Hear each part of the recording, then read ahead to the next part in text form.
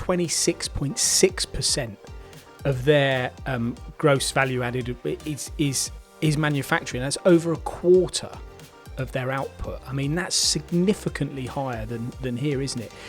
In the UK, we make nothing for this region. Really, we haven't grown since 2008. If the UK is purchasing this value and this quantity of product, then the UK should be manufacturing a share of that product. The MTDCNC podcast, sponsored by Langley Alloys, unique metals for demanding applications, providing first-class performance and an international service. Lee, welcome to an MTD podcast. We've got something different in store today for our audience. In fact, this is something that we've collectively wanted to do for a little while, and that's talk about UK manufacturing, talk about the some of the good things that are happening, some of the positive stories that we're reading on the MTDCNC channel and amongst other places recently. But maybe dig into the detail a little and talk about, you know, what this actually means for manufacturing, what actually is manufactured, and whether there's anything we think, and probably more yourself with your experience, as to what we could do better as a nation. So fasten your seatbelts, because this is going to be really interesting. Some of the topics that we're going to discuss here today should really start, Lee, with perhaps yourself, and give us a little bit of an overview of I'm not going to say how you qualify to be sitting there to talk about UK manufacturing, but you know, your experience that leads you to want to talk about what we're going to discuss today.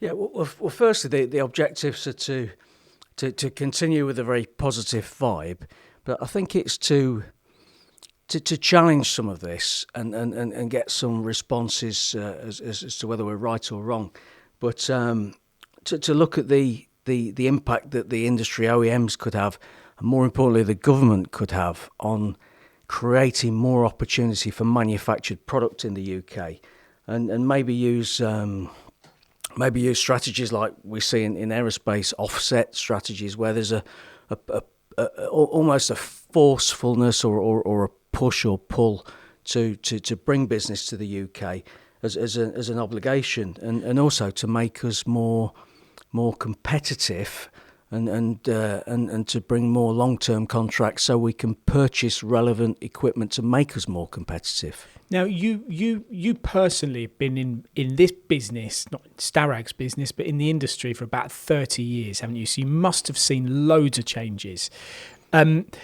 You are, and I mentioned about being qualified to talk about this stuff, but there's a lot of people, I would say, a lot of noise on social media from some that really probably aren't quite as qualified as somebody like yourself. And I mean that in a very positive way, Lee. I mean, your experience within manufacturing, just tell us a little bit about your journey over that 30-year period. Well, I'm going to correct you there, because it's just coming up to 40 years. 40, you don't look old enough. 40 years, yeah. So yeah, my background has always been in the manufacturing sector, the engineering manufacturing sector, in terms of subtractive processes, so cutting processes. And it's varied between different industries, it's varied between lots of different materials, so plastics and composites through to soft and hard metals, always subtractive, always high-end, productive, and latterly using a lot of automation processes. So it's all about producing lowest cost per part. And what I've seen in recent years is far more advanced solutions, often going into other countries around the world, and where we've delivered some really great success stories in the UK. There could be more. There aren't enough of them because we don't win that kind of business in the UK. Now, you're currently sales director for the Starrag, or for Starrag here in the UK. We're not going to talk in detail really today about some of the products that they supply, because we've done that a lot, and a lot of people will know, the machinery and the equipment that you supply and where you supply it into. My point being from this statement is that the aerospace sector, the automotive sectors, some of these areas you're involved in now, you have been involved in for that, not 30, but almost 40 years. So you've seen some changes, and you were saying to me earlier about, very early on in your career that one of your colleagues was telling you about how we were the second largest manufacturer of aerospace components in the world, which I think we probably still are, but there was some significant differences, wasn't there, to then to now? Well, I think if I go back to my younger days, if you like, even when I was in manufacturing, I was also out visiting companies on behalf of that manufacturer. Since then, I've been in a selling capacity for probably almost 3 decades, and I've visited lots and lots of companies around the UK. And if you go back 30 years, there was a supplier of components to the aerospace and automotive and other industries on every industrial estate. Lots and lots of very high-end small companies. You don't see that so much these days. You tend to see larger groups where companies have come together, if you like, being the supply chain, and far fewer of them today. So a lot of the work I used to see 20, 30 years ago went offshore. Some of it's back, but a lot of it's still offshore. Well, let's explore that, because this is the points for discussion today, and we're going to start with almost outlining where we are as a nation within manufacturing, because we'll put this graph over the screen, in fact, for people to see that are watching it, and if you're not watching it and you're listening, we'll obviously talk through it. But at the end of 2023, the manufacturing sector accounted for 9.3% of total UK economic output. Now, when we look at that number is, would you say that that's good? That's not so good? Could be better? And how is that broken down in your mind? Well, I think it's great, but it could be better, of course. So there's 32 million people working in the UK, and there's 15% in the engineering sector. And these are the kind of great news story stats that we see. There's around 2.6 million in manufacturing jobs within that sector. But that sector encompasses, when we talk about manufacturing, we're talking about mining, electricity, waste management, oil and gas, all sorts of different divisions within that overall sector, and we're working in an even more niche part, precision machining, within that sector. So it's great news. It's a good percentage of the overall wealth, if you like. But it's not as good as, if I compare, like Germany, for example, 26.6% of their gross value added is manufacturing. That's over a quarter of their output. That's significantly higher than here, isn't it?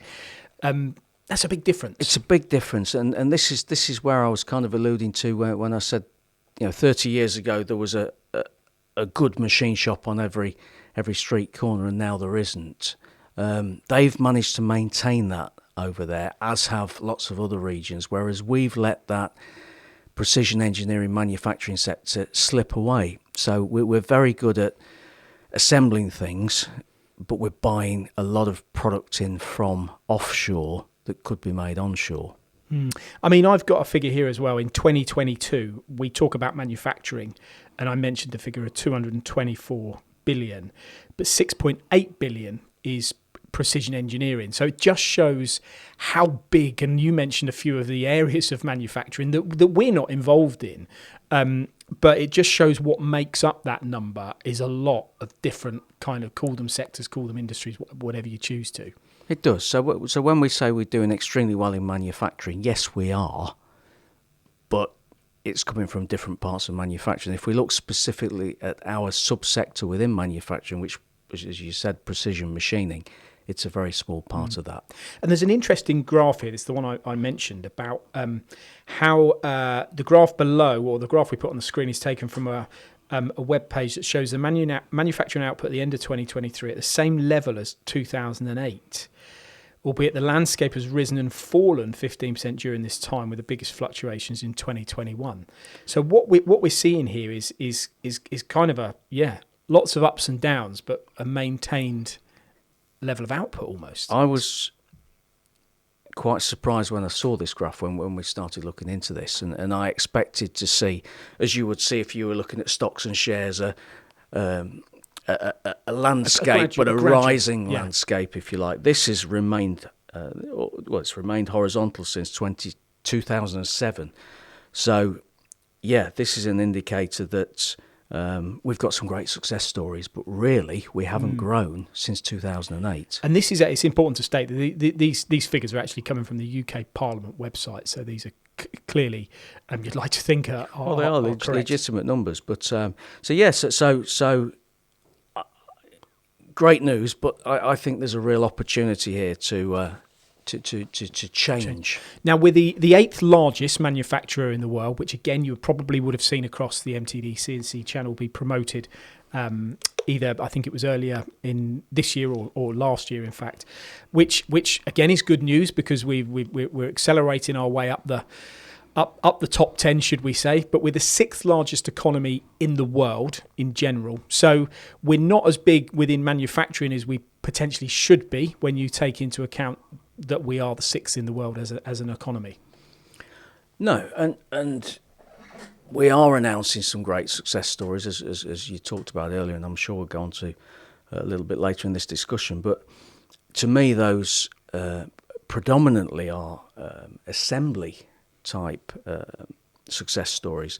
It's very difficult to get the information from the OEMs as to the proportion of those assembled products that are manufactured in the UK, and there was an article on LinkedIn by a train supplier up north the other week, and it was a great success story. And I challenged it, and I just said, "Look, it's a great story, but how many of these parts are made in the UK?" Nobody responded. Of course, we need to know this, and we need to have a proportion of all of those assembled goods to be made here. So is one of the major points that we're discussing here, and one of the major things that's clearly in your mind and probably your colleagues, is the fact that we do read and as I say, I wouldn't take anything away from these stories because they're brilliant. You know, they create jobs, and for our economy to continue to accelerate up this top 10 of largest manufacturers, we need a lot of this. I mean, we've heard recently that Aston Martin is creating more than 400 new jobs at its Gaydon and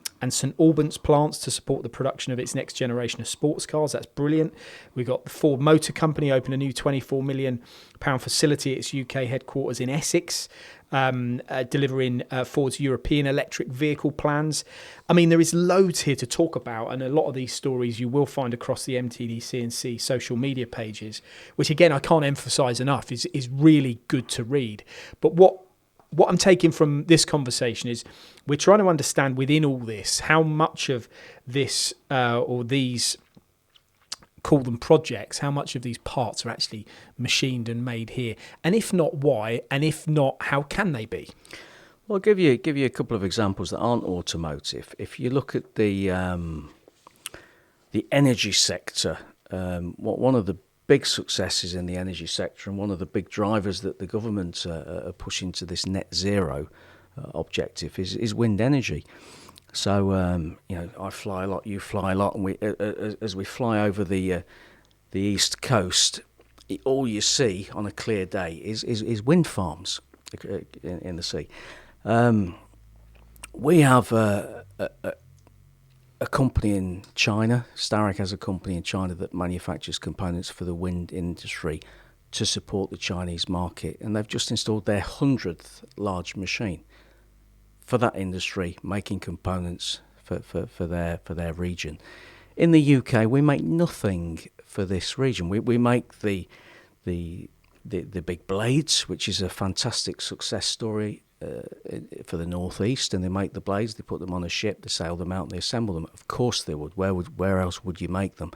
But the bearings, the hubs, the drive systems, the gearboxes where there's gearboxes or direct drive systems, all of those components and sub-assemblies are made elsewhere and they're shipped in. So the first thing we did at Hinkley Point when we built the... And where are they? Where are these parts? Where are the parts made? They're made in Europe.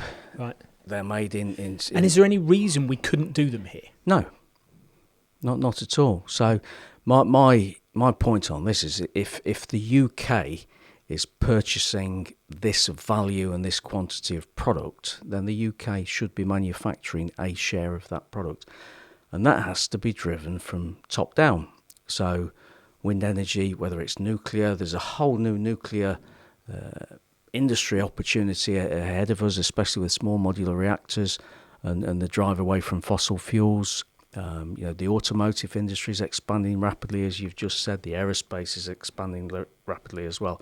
There are hundreds and hundreds of thousands of components, raw material, machine components, additive components that could be produced in the UK. So let's try and think of how, in your mind, there's clearly solutions to that, which would appear to be maybe simpler or quite simple to implement, wouldn't there?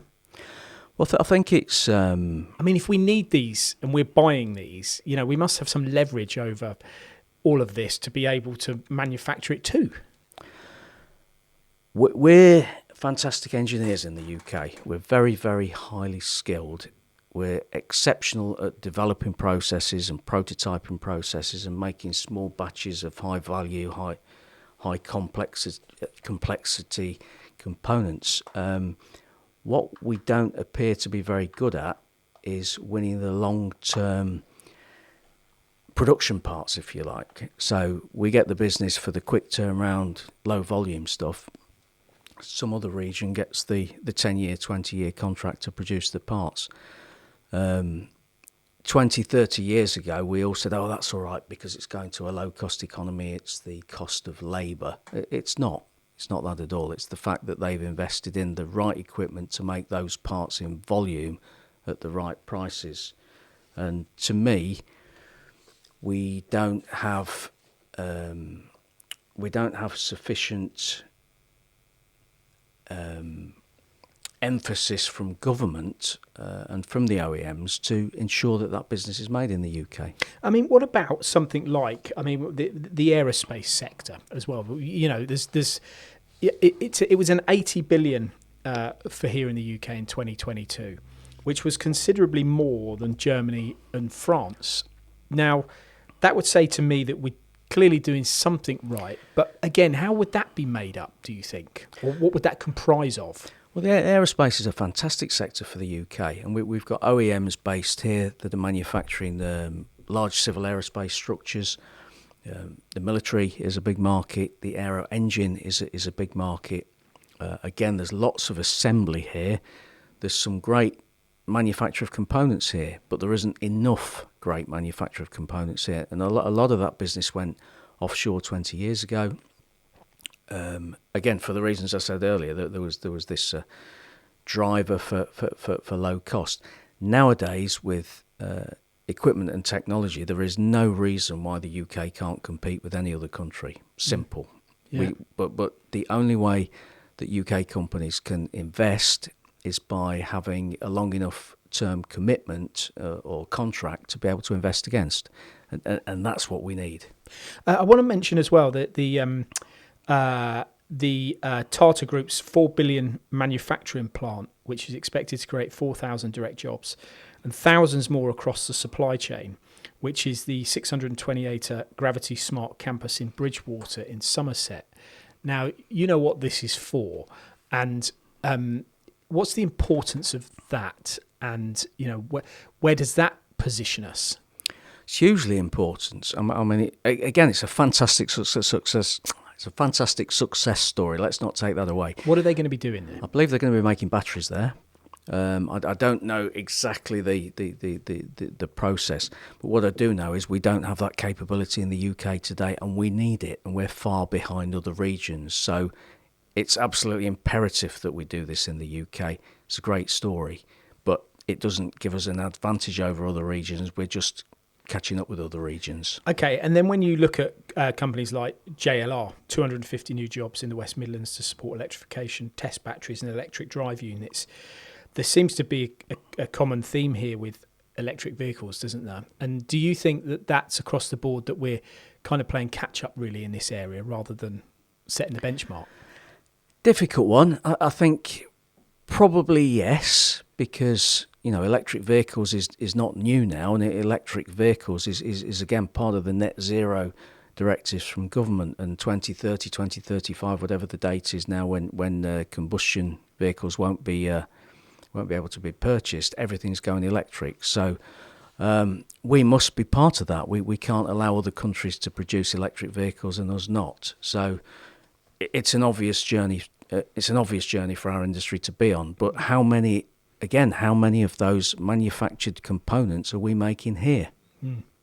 Well, that's a question as well for if you're listening or watching this. I mean, this is a debate in a sense, and we want other people to contribute because, we can read and hear so much, but there'll be other, I'm sure, more qualified people that are listening or watching to this that may be able to contribute and answer some of the questions that you were saying, Lee, because I agree. It's, how many of these components within these assemblies will actually be machined here?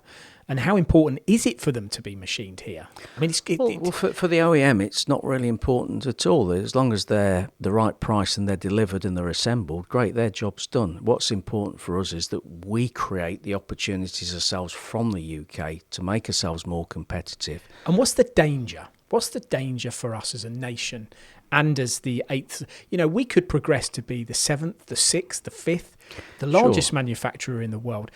We would claim that that's brilliant news, and I'm sure it would be. I know we're very unlikely to get to those dizzy heights, but if we were to still not be making any of those components here, would that be a bad thing?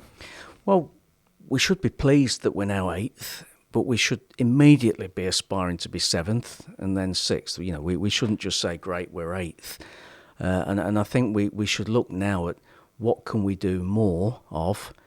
What are we good at? What could we be better at?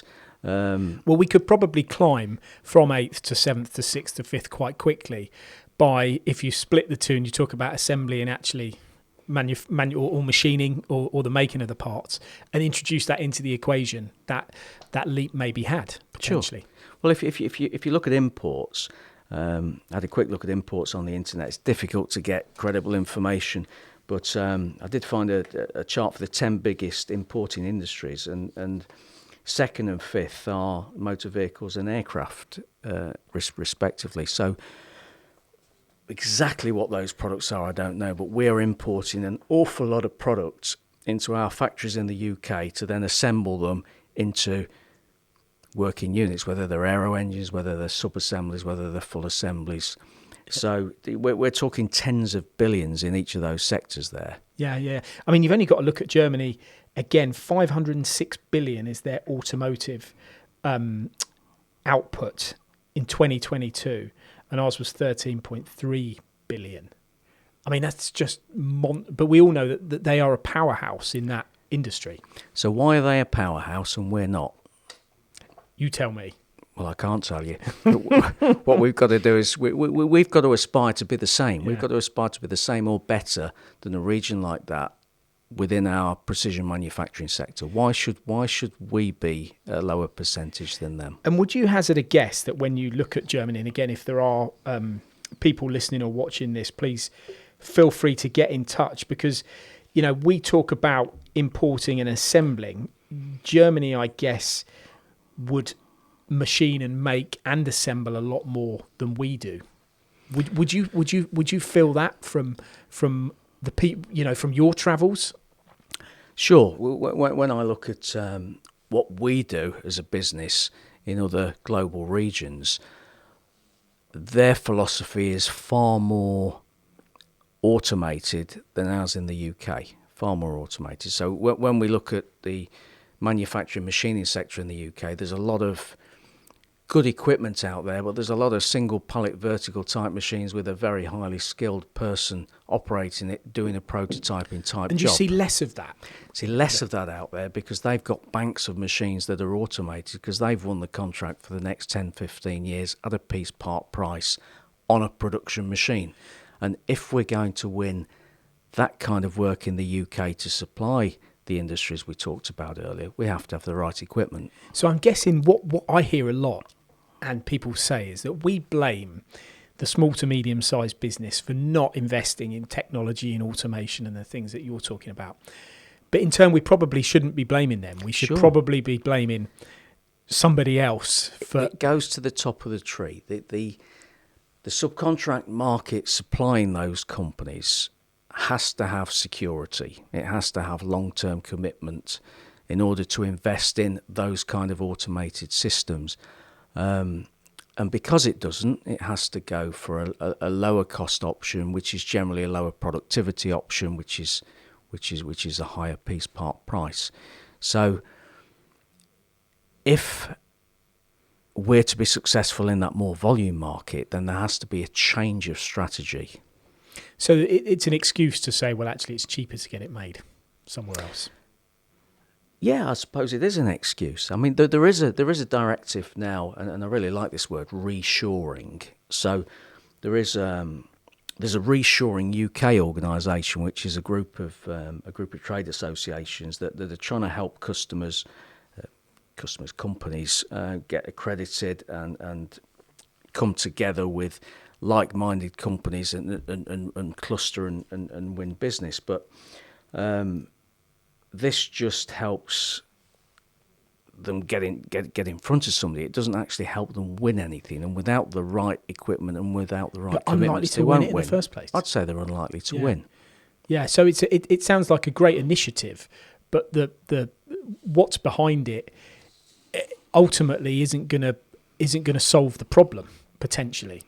It's not. And I read an article this week on the internet. It was from the manufacturer, and it was there's a paper coming out very shortly by the Cambridge University Innovation Policy, and they've really focused, the report for 2024 is focused on machinery and equipment. And this is written for professionals, academics and policymakers, with an emphasis on the policymakers. Now, policymakers are the people at the top of the tree in my eye. And this is a focus on competitiveness and productivity for the UK. And it talks about sustainability and net zero. But in order for us to be competitive and productive, we have to go about things the right way, which is a different way to the way we do things today. Yeah, there's an order with which you obviously have to follow, and you're only as good as your weakest link, call it. So, well, we're very good at putting procedures in place. There's a directive that the nuclear AMRC have been working with for a number of years now, called Fit for Nuclear, and they're going around and they're, I suppose you could say, they're auditing companies within the UK and accrediting them as being fit for nuclear. So they've got the capability to win this, to do this work. But first, they've got to win the work, and to win the work, they've got to be competitive. And do they have the equipment? So you can't today? become fit for nuclear until you've won the work. Is that what we're saying? No, you can become fit for nuclear, which means you've got to tick in the box to say, yep, this is a good company. They've got the right procedures in place. They've got the right management systems in place, etc. It doesn't mean they've got the relevant equipment in place to be able to win the work. And they won't win the work when there's an existing supply chain elsewhere around the world, unless they're going to be competitive and convincing that it's worth moving the work to them. So it's a kind of uphill battle. Now, the only way that we can really encourage people to come to the UK is, like I said earlier, if the government or somebody very high up the food chain forces the fact that a high proportion of the business has to come to the UK. Let's pick up on that in a few minutes, because I want to ask you about the AMRC and Catapult, and I want to find out a little bit more for our listeners as to how these organisations operate, their funding, and what they give to UK industry and how important they are. Well, I think they're very important. And in Germany, you talked about Germany earlier, they have what they call the Fraunhofer, which is the bridge, if you like, between university and industry. And the AMRC and the Catapult is exactly the same. So it's to take technology and bring it up to a readiness level where industry can adopt it and use it in a way that it offers a benefit, whether that's a commercial benefit, a quality benefit, or whatever. So they develop and introduce processes that help companies save money. But the bulk of the companies they work with are the OEM type companies. They do some work with SMEs as well. But again, it doesn't mean those companies are going to win more business. They've got to go out and be commercially attractive. And how would they be funded? Well, that money comes from, partly from the government and partly from members and partly from paid-for projects. So there's different ways that they get their money. And that applies to all the catapults? I believe so, yeah. Yeah. Have you got an example of maybe a project within that you've been involved in or you've seen success, which has then rubber stamped our abilities as a UK manufacturer? A lot of what we do with them is tied up under NDA, so there's very little specific we can talk about. But we've worked on projects with them where significant process changes have been made that have brought cycle times down exponentially in the right direction, and that's resulted in justification for higher value, higher productivity equipment that's been introduced in the UK, ultimately making lower cost components. Okay, so that was going to be my question. Has that solution then been implemented in the UK or been shipped overseas to be implemented somewhere else? Well, that's a good question. I think a bit of both. But the catapult centres are there to help UK companies. That's their job. And yes, they've done, together with us, projects that have helped UK companies. Okay, now as part of our vote in 2016, we were asked whether we wanted to, should we stay or should we go, as they say. We voted to leave the EU. It should have been an opportunity and was presented as an opportunity. Do you think that's happened? Yeah, I'm going to try not to be political on this one. No, I don't think it has. My expectation from a business point of view was that UK becoming more independent would open more doors, and we'd see a tidal wave of business opportunity for the manufacturing sector.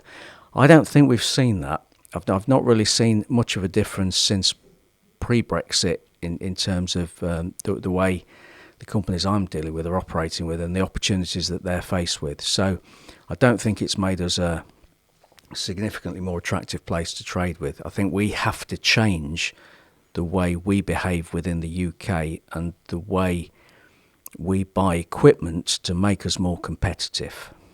Which really rolls into everything that we're discussing, doesn't it?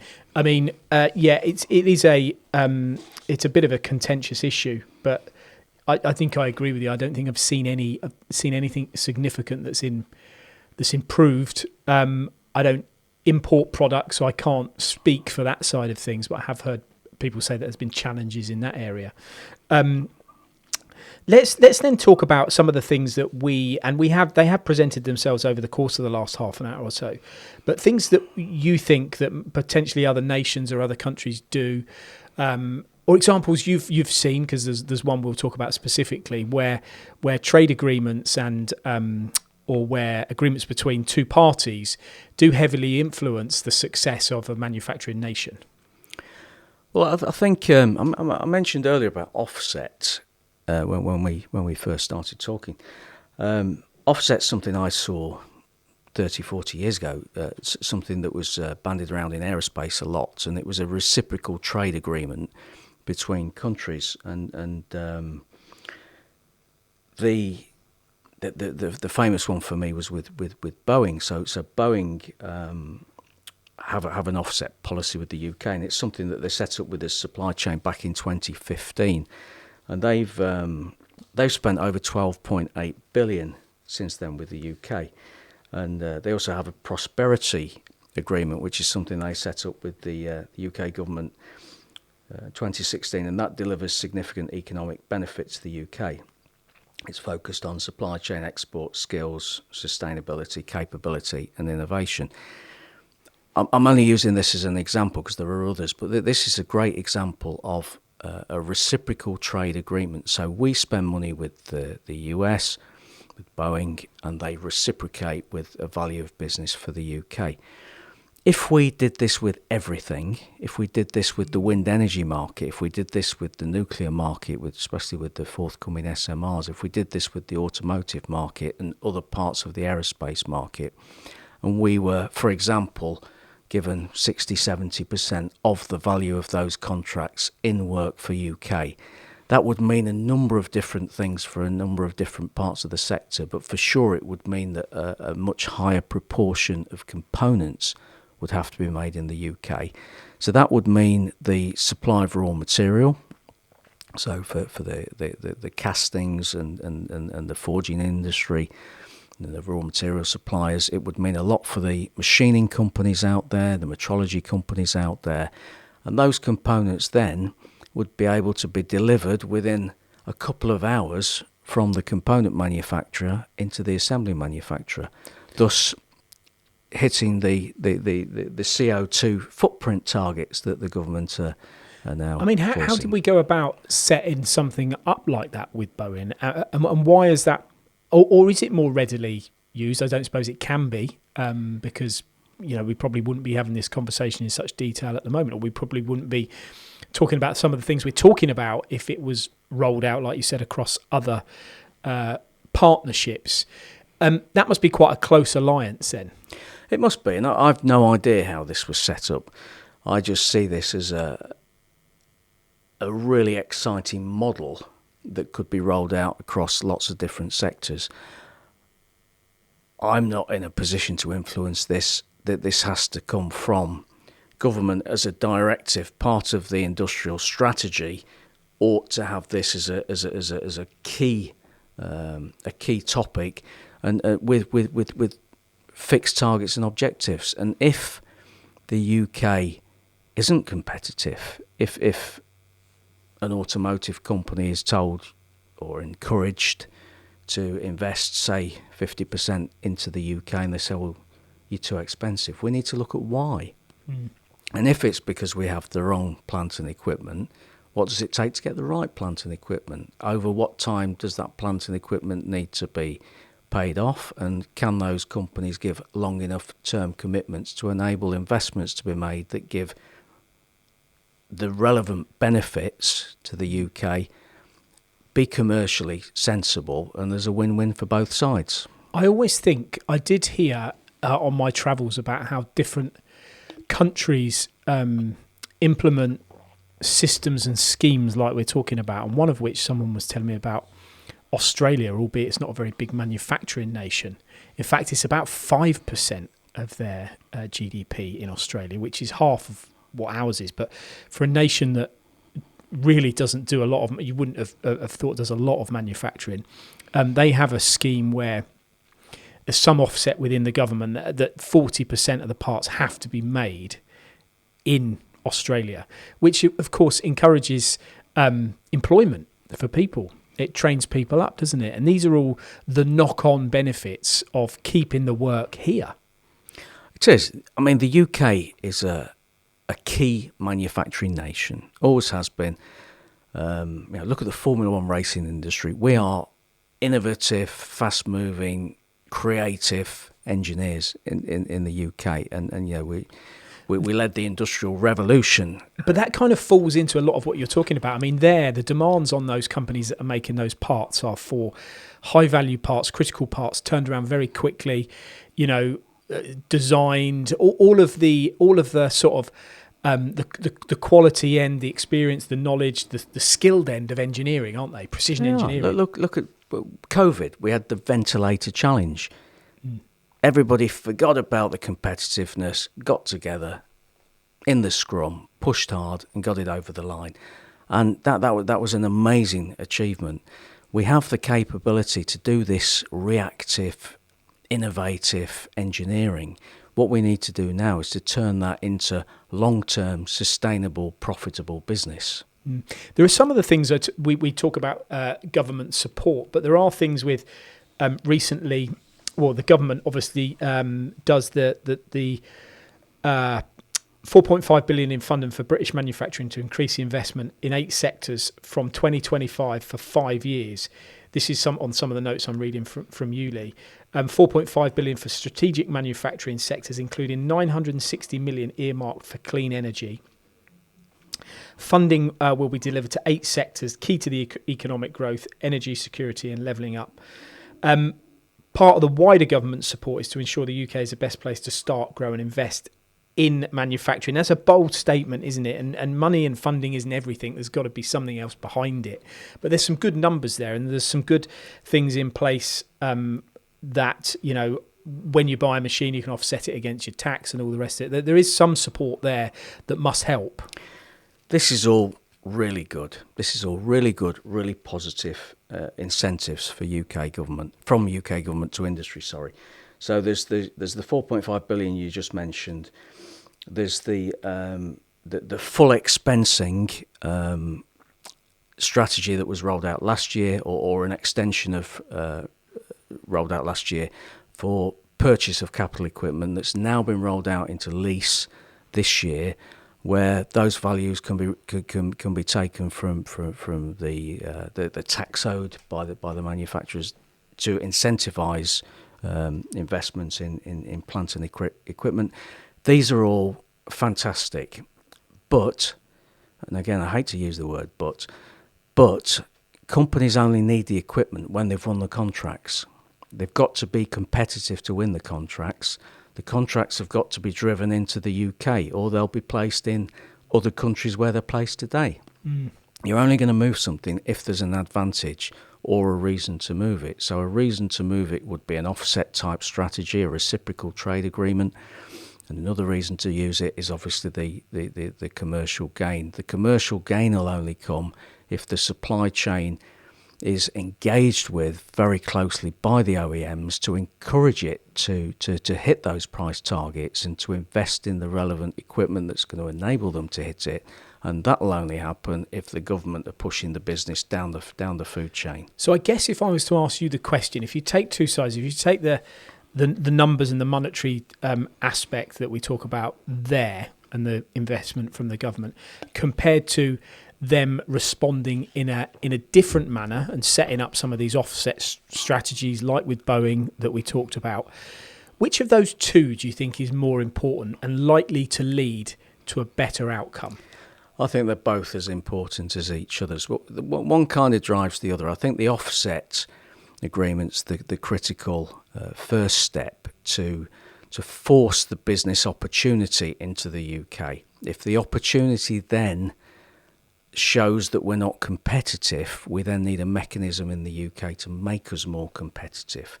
So we're kind of in a vicious circle right now. So we'll only win contracts if we're competitive. We're not competitive because we've not invested in the right equipment because the previous contracts are too short. So we can't take the full advantage of the government incentives that are there to encourage the buying. So then we go and we buy a cheaper product because we've not got the long-term commitment, which means we're less competitive, which means we're either going to lose it or we're going to make it at a lower margin.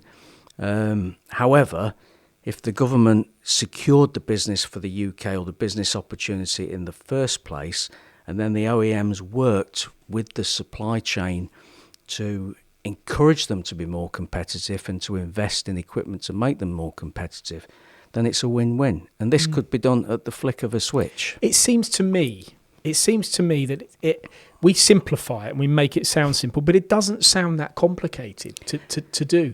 It sounds like it needs someone with care and attention and the want to make this happen, really, in my mind. Well, I hope if anybody's listened to this discussion and if they agree or disagree, then they'll make contact, and the more people that are behind this, there are associations out there that will work with us to push this forwards and to engage with government. If government listens and sees this as an opportunity, then maybe something will happen. But I think if we carry on doing what we're doing, you'll be posting great stories, and they are great stories, about great facilities to assemble lots of products that are made outside the UK. What I'd like to do is see in 5 years' time these assembly facilities assembling products that are made inside the UK that are reshored. And that is a brilliant way to end this podcast, Lee.